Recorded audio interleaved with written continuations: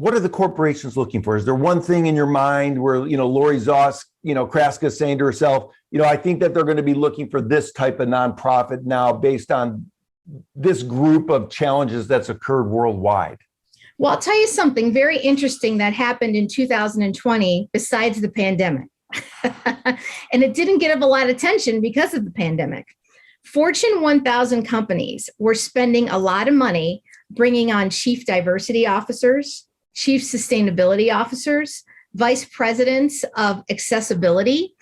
And they were spending money in these areas in the midst of COVID-19. That says a lot.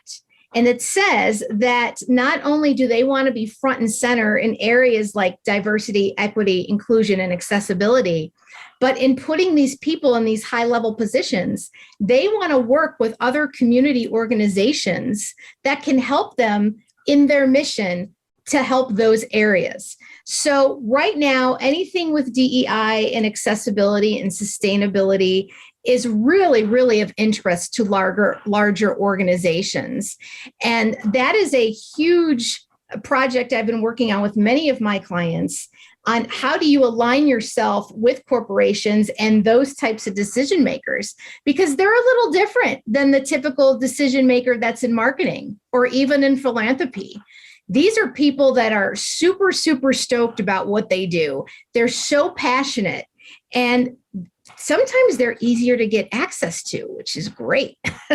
So we're definitely taking advantage of that. And that is not going to go away anytime soon. And I would also say whatever is reflective in the news right now is also reflective in what's of interest with a corporation as well. So, during COVID-19, besides, things like antibacterial and then the vaccine and such, food deserts and hunger centers became front and center, because as people were furloughed or laid off or lost their jobs, food became an issue.